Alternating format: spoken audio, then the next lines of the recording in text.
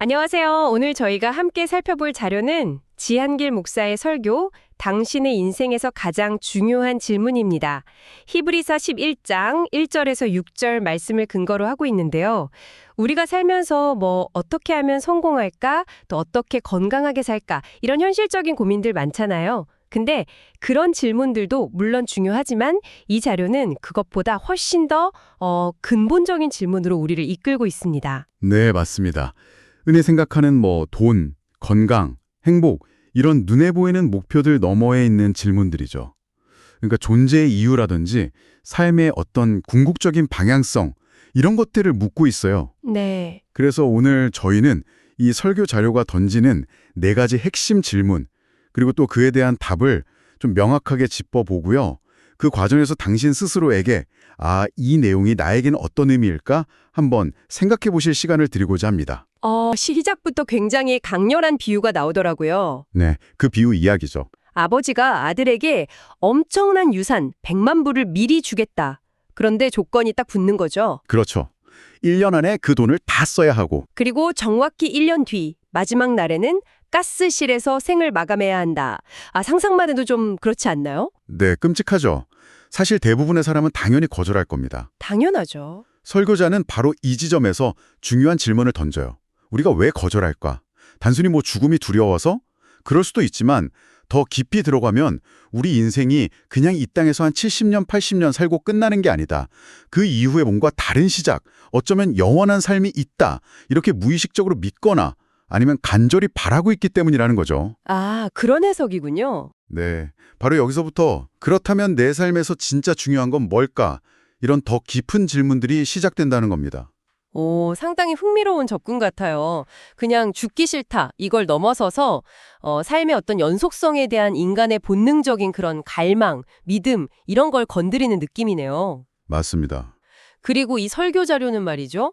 이 4가지 질문에 당신이 어떻게 답하느냐, 이게 당신 인생 전체를 바꿀 수도 있다, 이렇게까지 강조를 하거든요. 네, 그만큼 중요하다는 거죠. 자, 그러면 그 첫 번째 질문부터 좀 자세히 들어가 볼까요? 나는 정말 하나님을 믿고 있나? 와, 이거 굉장히 직접적이고 어떻게 보면 본질적인 질문인데요? 네, 이 질문을 던지면서 설교자가 아주 중요한 구분을 딱 제시합니다. 뭐냐면 하나님에 대해 아는 것하고 하나님을 진짜로 믿는 것, 이 사이에는 어마어마한 차이가 있다는 거예요. 아는 것과 믿는 것의 차이. 그렇죠. 예를 들어 우리가 역사 속 인물에 대해 알거나 어떤 철학자의 사상을 아는 것하고는 전혀 다르다는 거죠. 그 존재를 내 삶의 주인으로 실제로 신뢰하고 의지하는 거. 이건 완전히 다른 차원의 문제라는 겁니다. 그렇군요. 그러니까 머리로 아는 지식 수준이 아니라 뭐랄까 전인격적인 신뢰, 관계 이걸 말하는 거네요. 맞습니다. 설교에서는 이 믿음이라는 게 어느 정도 수준이어야 하는지 이것도 이야기하는데 100% 신뢰를 강조하더라고요. 네, 100%. 반신반의한다거나 아니면 필요할 때만 찾는 거 있잖아요. 알라딘 램프의 지니처럼 그런 건 진짜 믿음이 아니다. 이렇게 딱 선을 긋습니다. 심지어 당신 믿음은 몇 %냐 한번 스스로 점검해봐라. 이렇게 도전까지 해요. 좀 이상적으로 들릴 수도 있겠지만요. 여기서 강조하는 건 아마 믿음의 어떤 방향성, 그리고 궁극적인 지향점, 그런 거 아닐까 싶어요. 지향점. 네. 우리가 완벽할 수는 없어도 우리의 마음이나 삶 전체가 그분을 향해 있어야 한다. 이런 의미로 받아들일 수 있겠죠? 그리고 또 중요한 게 이 믿음이라는 게 그냥 추상적인 생각에 머물러선 안 된다는 거예요. 반드시 삶 속에서 구체적인 모습으로 나타나야 한다. 이걸 강조합니다. 삶으로 드러나는 믿음? 네, 말로만 믿습니다 하는 게 아니라 실제 생활에서의 어떤 선택, 행동, 이걸 통해 믿음이 증명되어야 한다. 이겁니다. 삶으로 증명된다. 그러면 그 믿음의 구체적인 내용? 그건 뭘까요? 설교자는 진짜 하나님을 믿는 사람이라면 이 6가지를 꼭 같이 믿어야 한다. 이렇게 제시하거든요. 네, 6가지 요소죠. 하나씩 볼까요? 첫째는 당연한 얘기겠지만 하나님의 존재 자체를 믿어야 한다. 히브리서 11장 6절 인용하면서 하나님께 나아가는 사람은 반드시 그가 계신 것, 그리고 자기를 찾는 사람들에게 상 주시는 분이라는 걸 믿어야 한다. 이걸 근거로 들고 있죠. 네, 그렇죠. 그리고 둘째는 우리가 그냥 뭐 우연히 생긴 존재가 아니라는 거예요. 바로 그 하나님에 의해서 어떤 목적을 가지고 창조된 피조물이다. 이걸 믿어야 한다는 겁니다. 피조물임을 믿는다. 이것도 히브리서 11장 3절. 믿음으로 모든 세계가 하나님의 말씀으로 지어진 줄을 우리가 안다. 이 말씀을 근거로 들죠? 우리 존재의 근원이 하나님께 있다. 이걸 인정하는 거죠. 세 번째는 하나님의 모든 말씀을 믿어야 한다. 뭐 주로 성경을 의미하겠죠? 네, 그렇습니다. 요한복음 1장 1절에 태초에 말씀이 계셨다. 이 말씀이 하나님과 함께 계셨고 이 말씀은 곧 하나님이시다. 이런 구절처럼 성경 말씀을 하나님의 권위 있는 말씀으로 받아들여야 한다. 이런 의미 같아요. 네. 네 번째는 조금 더 개인적인 차원으로 들어가는데요. 우리가 이 땅에 태어난 게 그냥 우연이 아니라는 거예요. 하나님의 특별한 그리고 개별적인 계획 안에서 이루어진 거다. 이걸 믿어야 한다는 겁니다. 아, 내 삶에 대한 계획? 네, 각자 삶에 어떤 고유한 의미와 목적이 있다. 이런 믿음이죠. 이게 또 존재의 가치와 연결되는 중요한 부분이고요. 다섯째는 인간 존재가 가진 어떤 본질적인 연약함, 그리고 의존성, 이걸 인정해야 한다는 거군요. 맞습니다. 즉, 우리는 창조주 하나님 없이는 온전히 살 수 없는 존재다. 이걸 받아들여야 한다는 거죠. 뭐 스스로 완전하다거나 자족적이라고 생각하는 그런 교만한 마음을 버려야 한다. 이런 강조 같아요. 네, 그렇죠. 그리고 마지막 여섯 번째는 방금 다섯 번째와도 연결되는데 우리 인간은 그 위대하신 하나님 앞에서 결국에는 흙으로 돌아갈 수밖에 없는 아주 유한하고 연약한 존재다. 이걸 깊이 알아야 한다는 겁니다. 아, 흙 같은 존재? 네. 죽음 앞에서는 누구나 평등하고 또 영원하신 하나님 앞에서는 겸손해야 한다. 뭐 이런 걸 상기시키는 거죠. 이 6가지 요소를 들어보니까 와, 이게 단순히 신이 있다 이렇게 막연하게 생각하는 거랑은 정말 차원이 다르네요. 굉장히 구체적이고 어떻게 보면 세계관 전체를 포괄하는 그런 믿음을 요구하는 것 같아요. 맞습니다. 설교자는 이 6가지 중에 뭐 하나라도 부정하면서 하나님 믿는다 이렇게 말할 순 없다. 아주 단호하게 얘기하더라고요. 네, 그렇죠. 진정한 믿음은 이 전체적인 틀을 받아들이는 거다. 이걸 분명히 하고 있습니다. 결국 첫 번째 질문은 당신 믿음은 어떤 내용을 담고 있고 또 그게 당신 삶과 얼마나 일치하는가 이걸 묻는 아주 강력한 자기 성찰 질문이네요. 네, 맞아요. 피상적인 신앙 고백을 넘어서서 정말 깊이 있는 점검을 요구하는 거죠. 자, 이렇게 믿음의 본질, 내용에 대해 깊이 생각해봤다면 자연스럽게 다음 질문으로 넘어갈 수 있을 것 같습니다. 두 번째 질문은 나는 왜 창조되었나? 입니다. 이것도 우리 존재의 근원을 묻는 아주 중요한 질문인데요. 네, 이 질문에 대해서도 설교자는 망설임이 없어요. 답은 딱 하나다. 이렇게 제시합니다. 바로 창조주 하나님을 찬양하고 그분께 영광을 돌리기 위해 우리가 만들어졌다는 거예요. 하나님을 찬양하기 위해서? 네, 다른 뭐 부수적인 목적들도 있을 수 있겠지만 이게 가장 핵심이고 가장 궁극적인 존재 이유다 이렇게 말하죠. 하나님을 찬양한다. 조금 더 구체적인 설명이 필요할 것 같아요. 왜 하나님은 우리의 찬양을 원하실까요? 설교에서는요. 하나님께서 본질적으로 모든 피조물로부터 찬양과 영광을 받으시기에 합당한 분이시고 또 그것을 원하신다고 설명해요. 시편 96편 7절 말씀 만방의 족속들아 영광과 권능을 여호와께 돌릴지어다. 이 말씀을 인용하면서 창조주에 대한 피조물의 어떤 당연한 반응으로서의 찬양 이걸 이야기합니다. 아, 당연한 반응. 네, 이게 뭐 하나님이 부족해서 뭔가를 요구한다 이런 개념이라기보다는 창조 질서 안에서의 아주 자연스러운 관계성 이걸 보여주는 것 같아요. 그렇다면 우리가 구체적으로 어떻게 하나님께 찬양과 영광을 드릴 수 있을까요? 그냥 뭐 노래 부르는 것만은 아닐 텐데요. 맞습니다. 설교자는 하나님께 찬양과 영광을 드리는 가장 중요하고 대표적인 방법으로 예배를 제시합니다. 월십이죠. 예배. 그런데 여기서 말하는 예배는요. 우리가 보통 생각하는 거 있잖아요. 일주일에 한 번 교회 가서 드리는 그런 정형화된 종교의식. 그것만을 의미하는 게 아니에요. 물론 그것도 중요한 부분이지만 훨씬 더 넓은 개념으로 사용됩니다. 아, 예배의 의미를 더 넓게 봐야 하는군요. 네, 설교에서는 예배를 이렇게 정의해요. 하나님께서 말씀을 통해 자신을 우리에게 보여주시는 것, 거기에 대한 우리의 인격적인 반응. 하나님의 자기 계시에 대한 우리의 반응. 그렇죠. 그리고 여기서 핵심은 그 반응이 특정 시간이나 장소에만 국한되는 게 아니라는 점이에요. 우리의 삶 전체를 통해서 나타나야 한다는 겁니다. 삶 전체로요? 네, 월요일부터 토요일까지의 우리 일상생활, 뭐 직장에서 일하는 거, 가정에서의 관계, 심지어 나의 생각과 말, 돈 쓰는 습관까지도 전부 다 하나님을 향한 예배가 될 수 있다. 이런 관점이죠. 와, 이건 정말 도전적인 생각인데요. 일요일 딱 1시간의 종교 활동이 아니라 24시간, 7일, 내 삶 전체가 하나님을 의식하고 그분께 영광 돌리는 예배가 되어야 한다. 네, 그렇죠. 듣고 보니 첫 번째 질문에서 다룬 진정한 믿음이 있다면 어쩌면 이게 당연한 결과일 수도 있겠다는 생각도 드네요. 믿음이 삶으로 드러나는 게 바로 이런 모습일 테니까요. 정확합니다. 결국 두 번째 질문, 나는 왜 창조되었는가 이 질문에 대한 답은 하나님을 찬양하기 위해서이고요. 그 찬양은 단순히 입술의 고백이나 어떤 종교적인 의례를 넘어서 우리의 삶 전체를 통해 드려지는 살아있는 예배가 되어야 한다. 이렇게 정리할 수 있겠습니다. 존재의 목적과 삶의 방식이 하나로 딱 연결되는 거죠. 네. 자, 이제 세 번째 질문으로 넘어가 보겠습니다.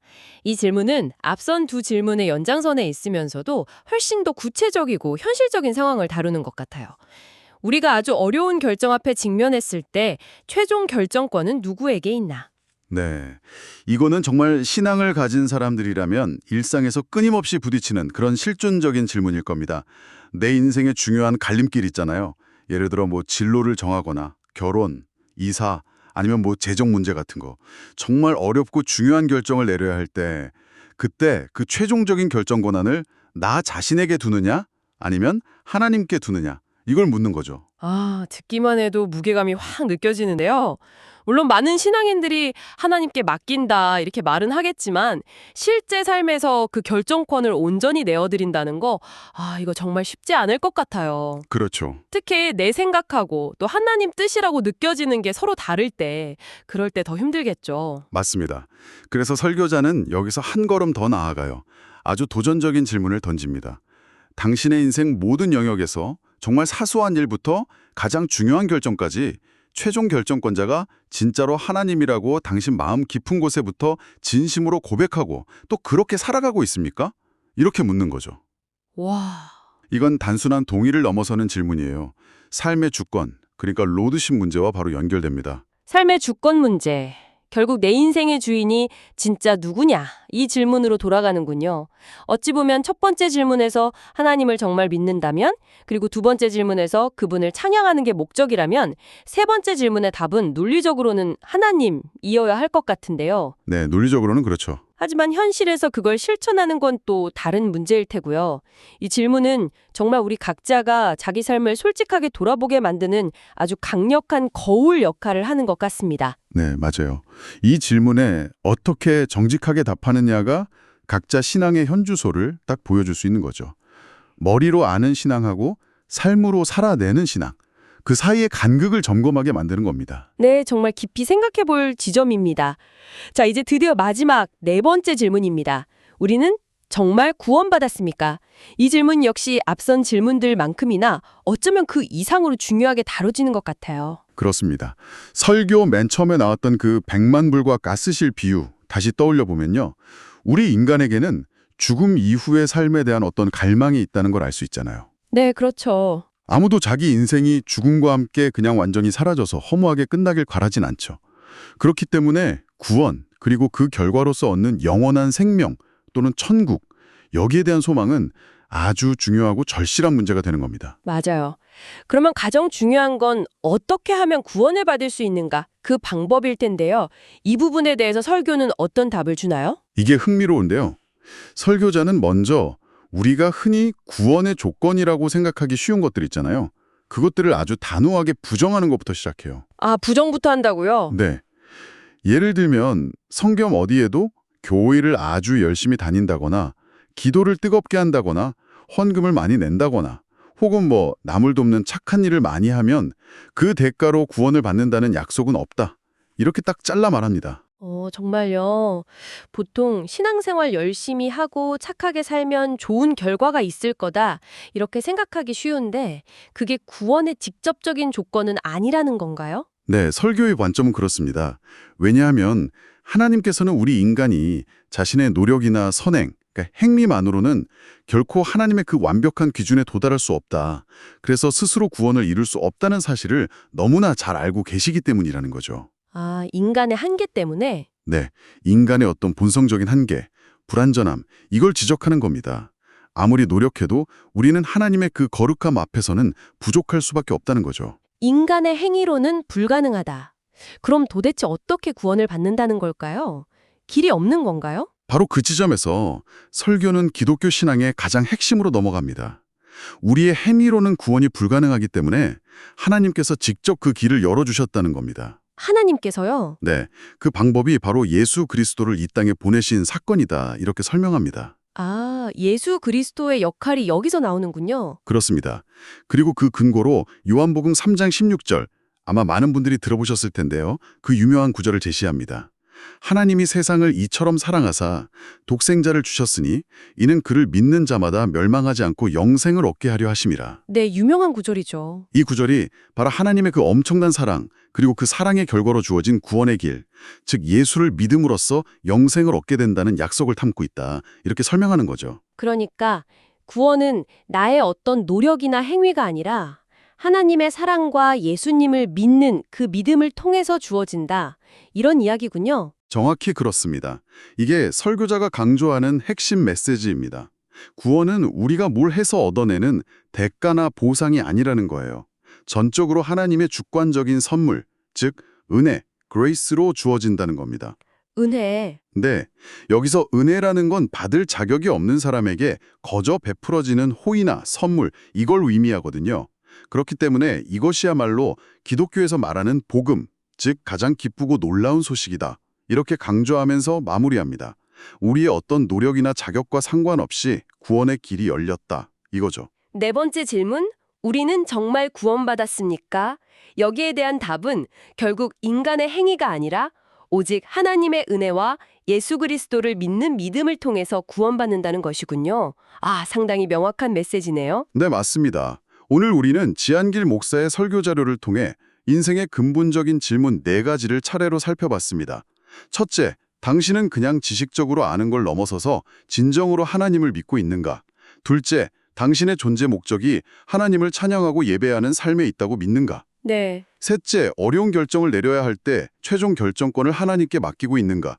그리고 마지막으로 당신은 당신의 행위가 아니라 오직 하나님의 은혜와 믿음을 통해 구원받았음을 확신하는가? 이 설교 자료는 이 질문들에 대해서 기독교 신앙의 관점에서 아주 분명한 답을 제시하고 있죠. 그리고 결국 인생의 참된 주인이신 하나님을 믿음으로 받아들이고 구원받아서 남은 삶을 그분과 동행하며 살다가 영원한 천국에 이르라, 이렇게 강력하게 권면하면서 끝을 맺습니다. 네, 그렇죠. 특정 신념 체계를 가진 분들에게는 매우 중요한 메시지들을 담고 있다고 할 수 있겠네요. 그렇습니다. 이 4가지 질문은 기독교 신앙의 어떤 핵심 교리들을 쭉 관통하면서 듣는 사람으로 하여금 자기 신앙 상태를 점검하고 더 깊은 관계로 나아가도록 이렇게 촉구하는 그런 구조로 되어 있습니다. 오늘 저희가 함께 나눈 이 깊이 있는 내용들이 당신에게는 어떤 생각과 느낌을 주었을지 궁금합니다. 이 설교는 특정 종교적인 틀 안에서 인생에서 가장 중요한 질문을 정의하고 그 답을 명확하게 제시했는데요. 근데 여기서 한 발짝만 더 나아가서 이 내용을 계기로 당신 자신의 삶을 한번 돌아보는 건 어떨까요? 좋은 제안인 것 같습니다. 당신의 개인적인 신념 체계가 이 설교 내용과 같든 다르든 그건 상관없이요. 내 인생에서 정말로 가장 중요하다고 여기는 질문은 뭘까? 그리고 나는 그 질문에 대한 답을 지금 어떻게 찾아가고 있을까? 이렇게 스스로에게 한번 진지하게 물어보는 시간을 갖는다면 오늘 우리가 함께한 이 시간이 훨씬 더 의미 있어지지 않을까 싶습니다. 네. 이것은 설교 자료가 직접 던진 질문은 아니지만 우리 각자가 한 번 더 깊이 탐색해 볼 만한 가치가 있는 그런 성찰의 지점이라고 생각합니다.